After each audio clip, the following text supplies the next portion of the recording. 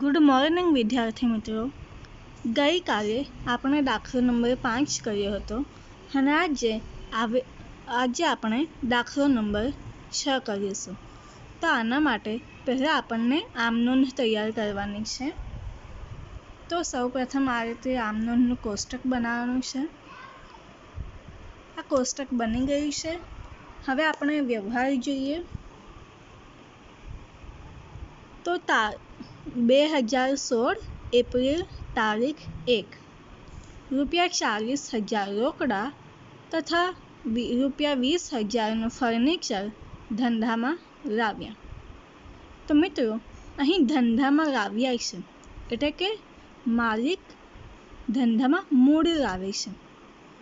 તો આપણે આગળ મૂડી ખાતે જમા કર્યું એ રીતે અહીં આપણે રોકડ ખાતે ઉધાર, ફર્નિચર ખાતે ઉધાર તે મૂડી ખાતે જમા કરીશું. તો આપણે આમ નોંધ કરીએ.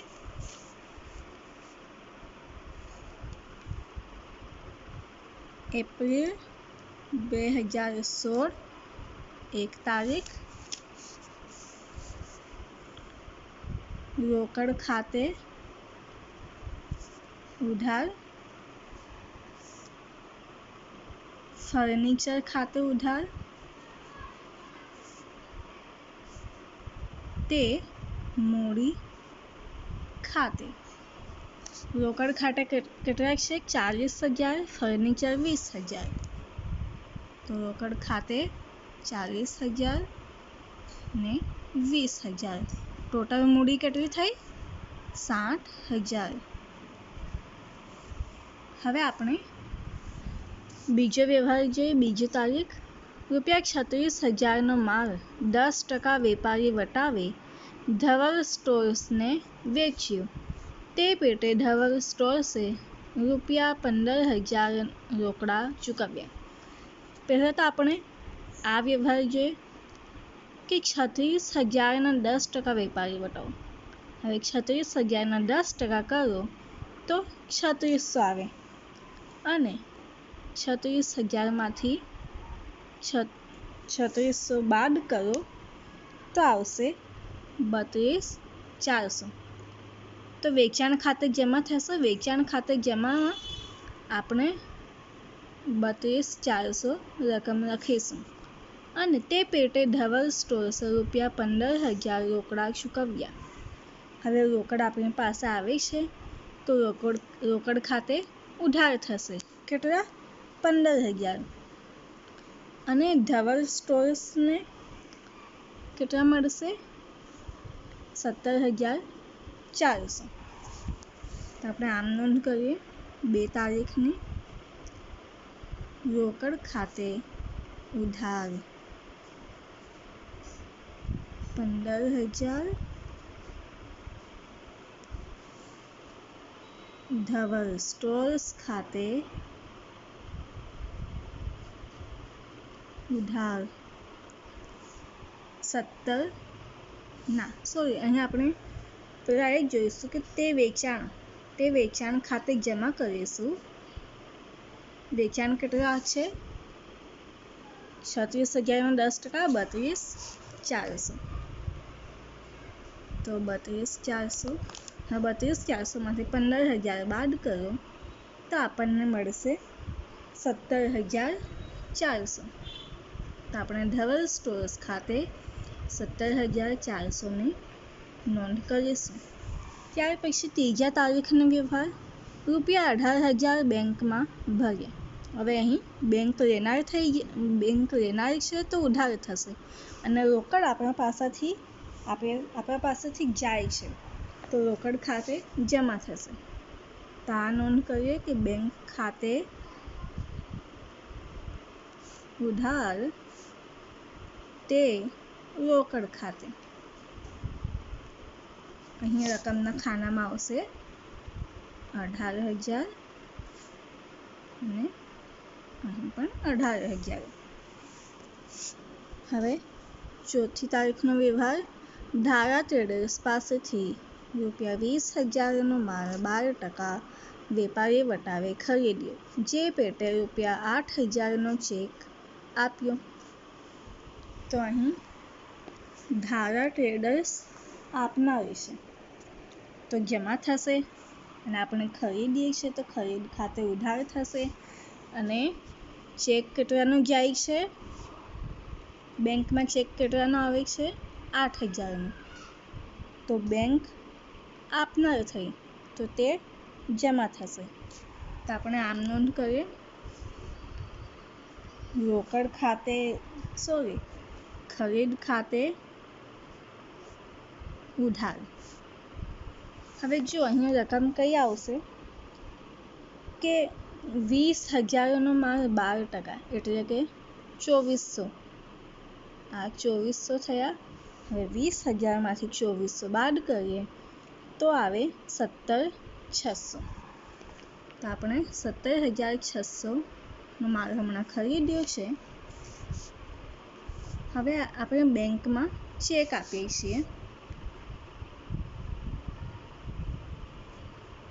બેંક આપનાર છે તો અહીં બેંકમાં કેટલા હજારનો ચેક છે? 8,000. તે ધારા ટ્રેડર્સ ખાતે અહીં કેટલા ઓછા પડે છે? 9,600. તો ધારા ટ્રેડર્સ ખાતે 9,600. હવે ત્યાર પછીનો 5મો વ્યવહાર. ઓફિસ ખર્ચ ચૂકવવા માટે બેંકમાંથી ₹5,000 તથા ઘર ખર્ચ માટે ₹4,000 બેંકમાંથી ઉપાડ્યા. હવે ઓફિસ ખર્ચ ચૂકવવા માટે અને ઘર ખર્ચ માટે અહીં ઉપાડ કરવામાં આવ્યું છે. તો રોકડ ખાતે બેંકમાંથી આપણને રોકડ મળે છે, આપણી પાસે રોકડ આવે છે, તો રોકડ ખાતે ઉધાર 5,000 થશે. ઉપાડ ખાતે ઉધાર 4,000 થશે. તે બેંક આપનાર છે તેથી બેંક ખાતે જમા થશે 9,000. તો આપણે અહીં નોંધ કરીએ. પહેલા આવશે રોકડ આવે છે આપણી પાસે, તો રોકડ ખાતે ઉધાર 5,000. ઉપાડ ખાતે ઉધાર 4,000. તે બેંક ખાતે જમા 9,000. બરાબર, આ આમ નોંધ થઈ ગઈ. હવે કઈ તારીખ આવે છે? 7. 6 તારીખ નથી, 7 તારીખ છે. ઓફિસ ખર્ચ ₹22,000 ચૂકવ્યો. હવે ઓફિસ ખર્ચ એ ધંધાનો ખર્ચ છે તેથી ખર્ચ ખાતે ઉધાર અને રોકડા આપણી ધંધામાંથી જશે તો રોકડ જાય તો જમા. તો આપણે ઓફિસ ખર્ચ ખાતે ઉધાર કરીશું. ઓફિસ ખર્ચ ખાતે ઉધાર તે રોકડ ખાતે જમા કેટલા છે? 2,200 અને 2,200. ત્યાર પછીનો વ્યવહાર છે જયેશભાઈને. 8 તારીખનો વ્યવહાર. જયેશભાઈને ₹4,830ના દેવા પેટે ₹4,800 ચૂકતે હિસાબે રોકડા ચૂકવ્યા. હવે અહીં જયેશભાઈ એ લેનાર છે તો જયેશભાઈ ખાતે ઉધાર થશે અને રોકડા કેટલા ચૂકવ્યા? 4,800. તો રોકડ જાય છે તો રોકડ ખાતે જમા થશે. પણ હવે અહીં 4,800માં ₹30 વધી જાય છે તો તે આપણી કસર થશે. તો કસર ખાતે જમા કરીશું આપણે ₹30. આપણે આમ નોંધ કરીએ. જયેશભાઈને કેટલા ચૂકવવાના છે? જયેશભાઈ ખાતે ઉધાર કેટલા છે? 4,800 30 તે રોકડ ખાતે કેટલા ચૂકવ્યા 4800 અને તે કસર ખાતે કસર એટલે રોકડમાંથી કે કુલ ખર્ચમાંથી જે વધે કે ઘટે તેને આપણે કસર કહીએ છીએ, જાણે કે 30 રૂપિયા. હવે છે 9 તારીખનો વ્યવહાર. ગોડાઉનમાં આગ લાગવાથી ₹3200નો માલ બળી ગયો. વીમા કંપનીએ ₹2600નો દાવો મંજૂર રાખ્યો. હવે અહીં વીમા કંપની માલ કેટલાનો બળ્યો 3200નો અને વીમા કંપનીએ 2600નો દાવો કર્યો છે. તો વીમા કંપની એ લેણાપેટી છે, તો વીમા કંપની ઉધાર થશે. હવે આગથી નુકસાન થયો તો એ ખર્ચ થયો ધંધાનો, તે ઉધાર થશે. અને ખરીદ ખાતે જમા કેટલા 3200. તો આપણે આ નોંધ કરીએ. હવે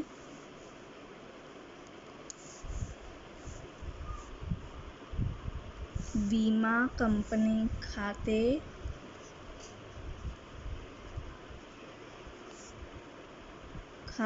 ઉધાર, આગથી થયેલ નુકસાન ખાતે ઉધાર, તે ખરીદ ખાતે. વીમા કંપની કેટલાનો દાવો કર્યો છે 2600નો. માલ કેટલાનો હતો 3200નો. 3200માંથી 2600 જાય તો અહીં હજી 600 જોઈએ આપણને. તો આગથી થયેલું નુકસાન 600 રૂપિયા. હવે આપણે 10 તારીખનો વ્યવહાર જોઈએ. અનિલ ટ્રેડર્સ પાસેથી ₹6600નો માલ ખરીદ્યો, જે પેટે ₹2600 રોકડા ચૂકવ્યા.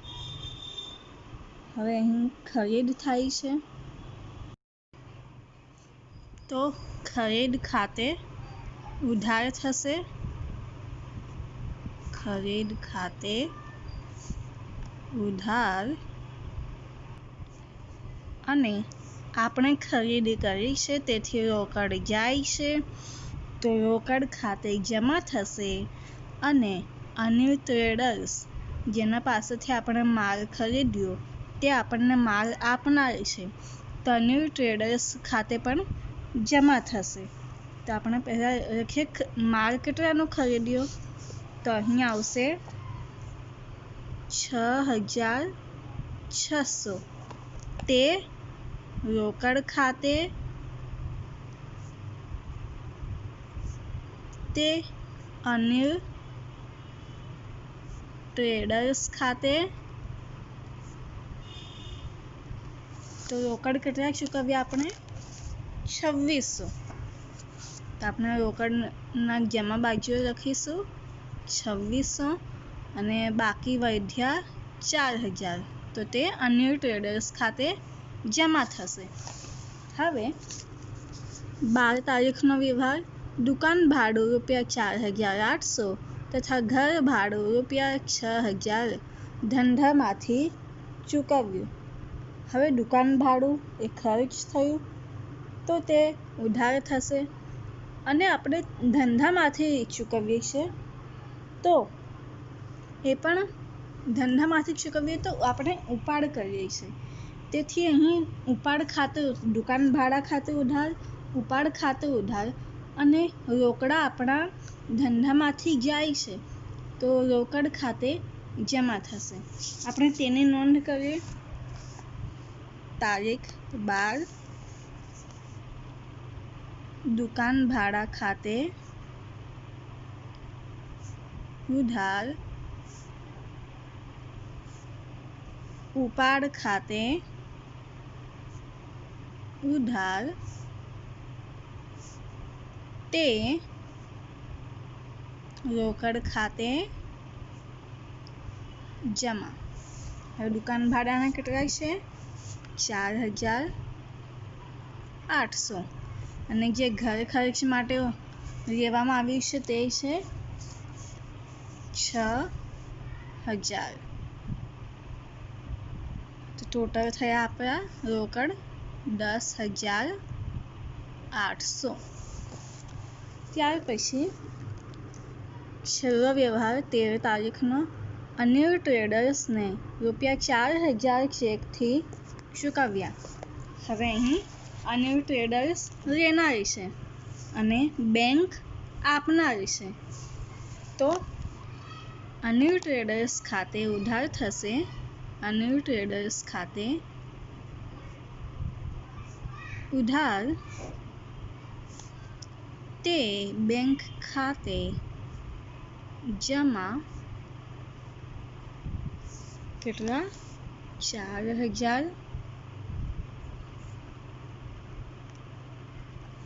હવે આપણે આ બધી રકમના સરવાળો કરીએ અને અહીં કુલ સરવાળો ટોટલ મારીએ.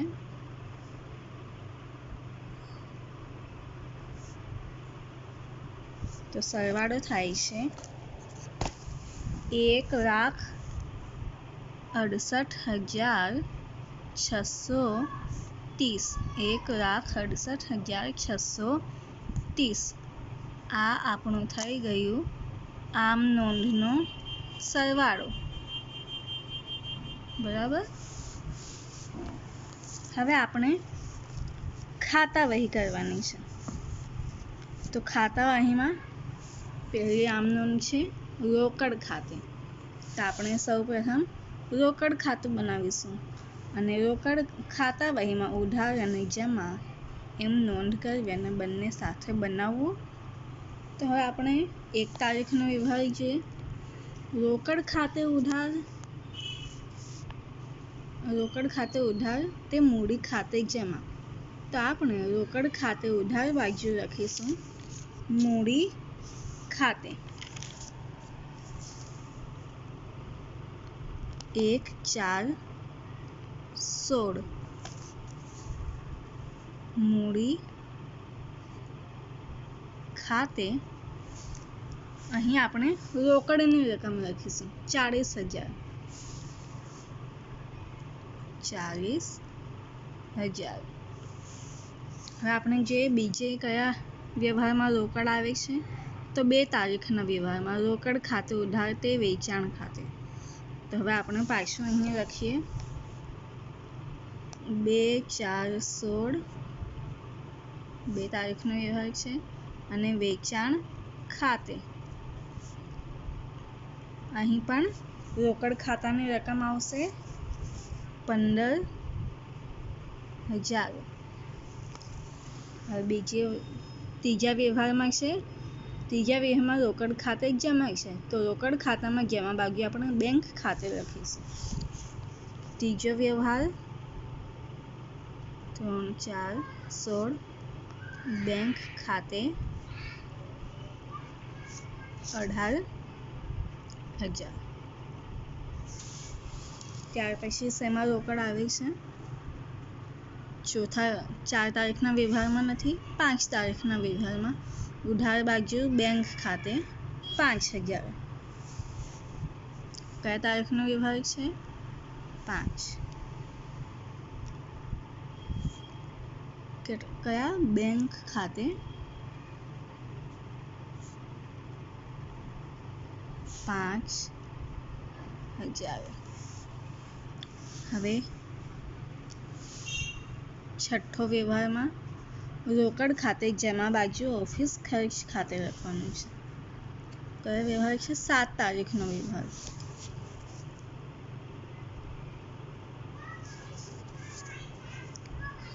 ઓફિસ ખર્ચ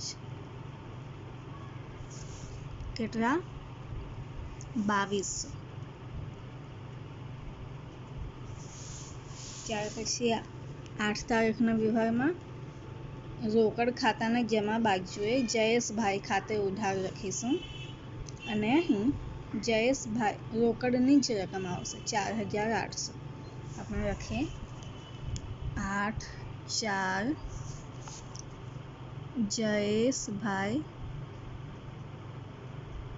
ખાતે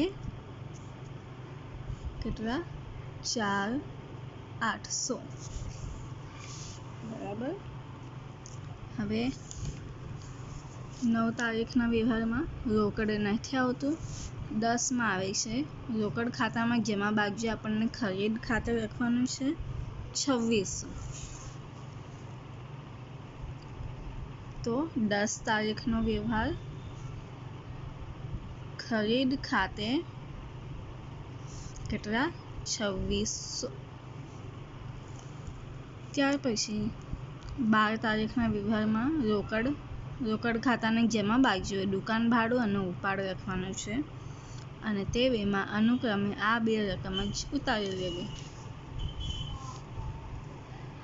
તો 11 4 દુકાન ભાડા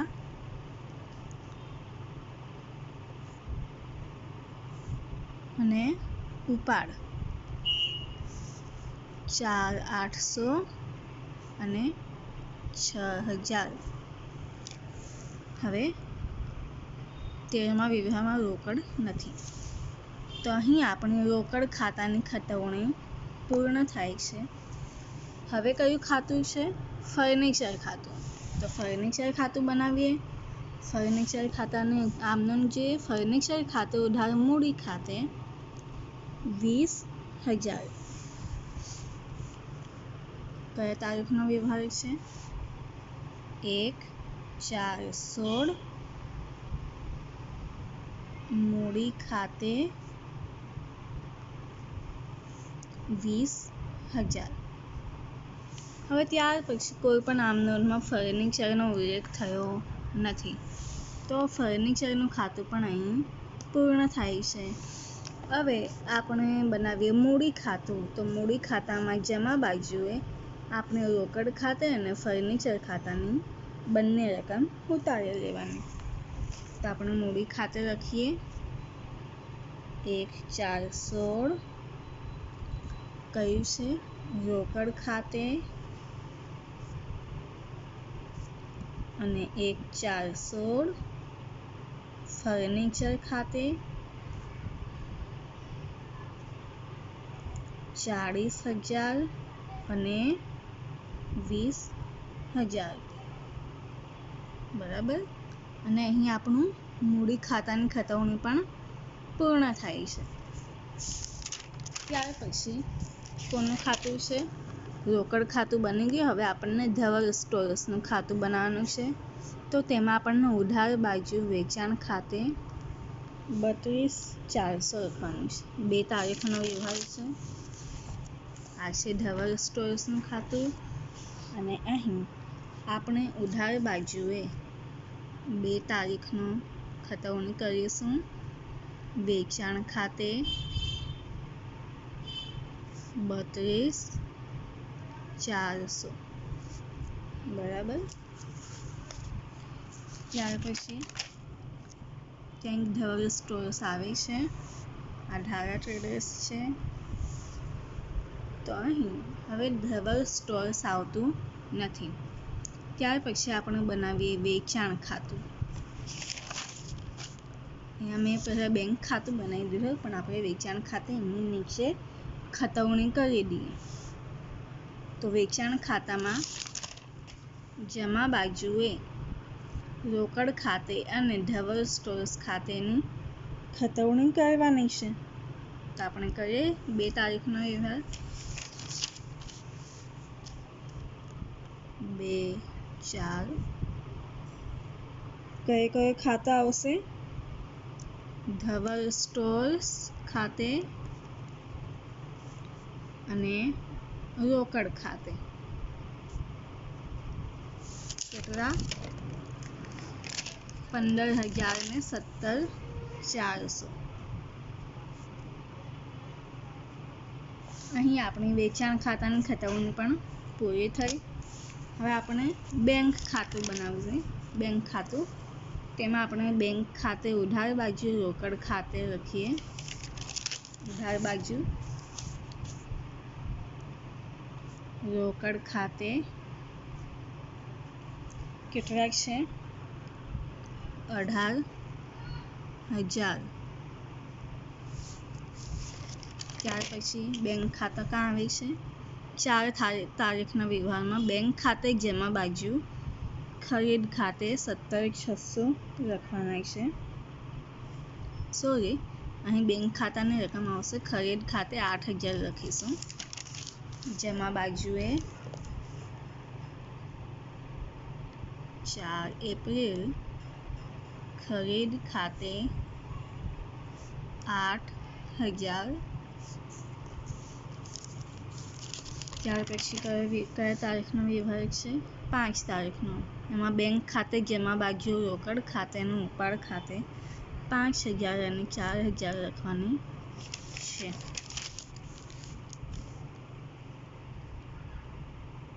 તો અહીં રોકડ ખાતે ઉપાડ ખાતે કેટલા હતા? 5,000 અને 4,000. ત્યાર પછી કયો તારીખનો વ્યવહાર છે? 7માં પણ બેંક નથી, 8માં પણ બેંક નથી, 9માં બેંક નથી, 10માં નથી, 12માં નથી. હવે 13 તારીખના વ્યવહારમાં આવે છે બેંક ખાતે જમા બાજુ અને ટ્રેડર્સ લખવાનું છે. 13 તારીખનો વ્યવહાર અનિલ ટ્રેડર્સ કેટલા? 4,000. તો અહીં આપણી બેંક ખાતાની ખતવણી પણ પૂરી થાય છે. હવે આવશે ખરીદ ખાતું. તો અહીંથી સ્ટાર્ટ કરીએ. 4 તારીખથી ખરીદ ખાતામાં ઉધાર બાજુ બેંક ખાતે અને ધારા ટ્રેડર્સ ખાતે લખીશું. આ છે ખરીદ ખાતું.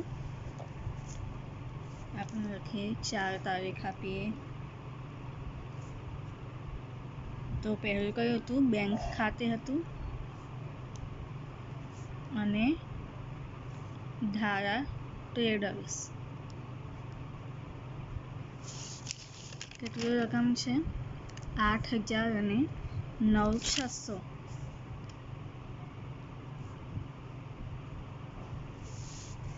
ત્યાર પછી ખરીદ ખાતે ક્યાં આવે છે? આમાં પણ નથી, આટલામાં.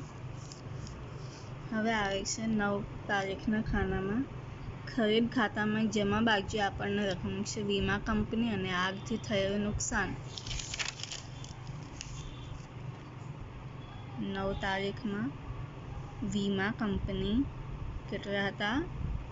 2,600 અને આગથી થયેલ નુકસાન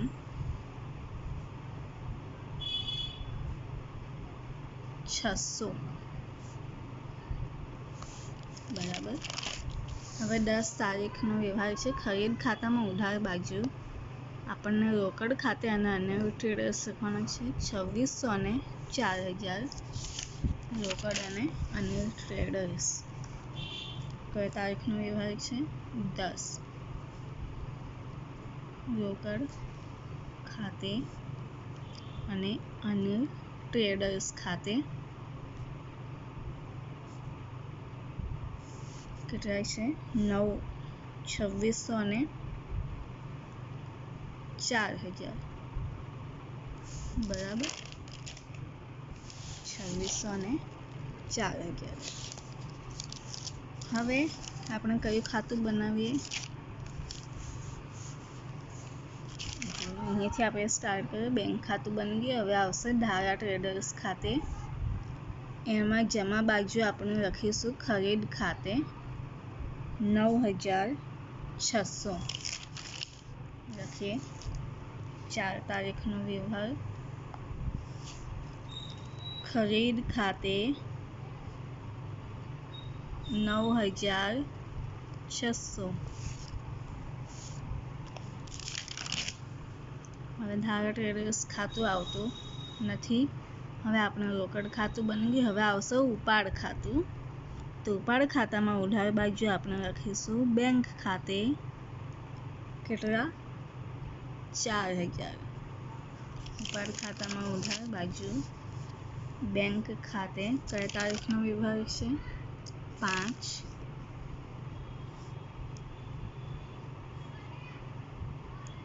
બેંક ખાતે 4000. ત્યાર પછી આ બેમાં ઉપાડ નથી, વીમા કંપનીમાં નથી. હવે 12 તારીખના વ્યવહારમાં આવે છે દુકાન ભાડે ખાતે ઉધાર, ઉપાડ ખાતે ઉધાર તે રોકડ ખાતે. તો ઉપાડ ખાતાના ઉધાર બાજુ આપણે રોકડ ખાતે લખીશું 6000. 12 તારીખનો વ્યવહાર કયા બાજુએ ઉધાર બાજુ.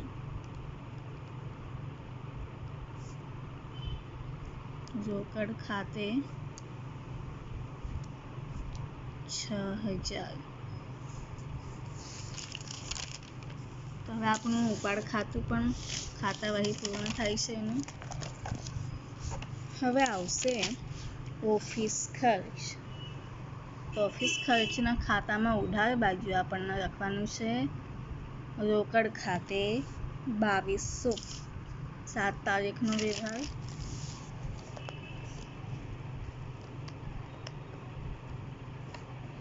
શું આવશે રોકડ ખાતે 2200. બીજો ઓફિસ ખર્ચ ક્યાંય આવે છે નથી આવતું. તો હવે બનશે જયેશભાઈનું ખાતું અને કસર ખાતું. તો જયેશભાઈના ખાતામાં ઉધાર બાજુ રોકડ ખાતે અને કસર ખાતે 4800 અને 30 ને નોંધ કરીશું. કયા દિવસનો વ્યવહાર છે 8 તારીખનો. 8 તારીખનો વ્યવહાર. રોકડ ખાતે 4800 અને કસર ખાતે 30. હવે કસર ખાતે જમા બાજુ જયેશભાઈ ખાતે 30 રૂપિયા લખવાના. કસર ખાતામાં જમા બાજુએ જયેશભાઈ ખાતે 30 રૂપિયા. 8 તારીખનો વ્યવહાર. જયેશભાઈ ખાતે 30 રૂપિયા. હવે કસર ખાતાનું પણ ખતવણું પૂરું થાય છે. હવે આવશે વીમા કંપનીનું ખાતું. તો વીમા કંપની ખાતે ઉધાર બાજુ આપણે લખીશું ખરીદ ખાતે 2600. 9 તારીખનો વ્યવહાર. ઉધાર બાજુએ રોકડ કેટલા આવશે ખરીદ ખાતે 2600. 2600. હવે વીમા કંપની ક્યાંય નથી આવતી. હવે બનાવીશું આગથી થયેલ નુકસાનનું ખાતું. એમાં પણ ઉધાર બાજુએ ખરીદ ખાતે 600 લખવાનું છે. ખરીદ ખાતે 600. બરાબર. હવે અહીં ખરીદ ખાતું બની ગયું, રોકડ ખાતું બની ગયું. હવે આવશે અનિલ ટ્રેડર્સનું ખાતું. એમાં જમા બાજુએ આપણે લખીશું ખરીદ ખાતે કેટલા 4000. કઈ બાજુએ લખીએ ઉધાર બાજુએ. અનિલ ટ્રેડર્સ ખાતા જમા બાજુ ખરીદ ખાતે.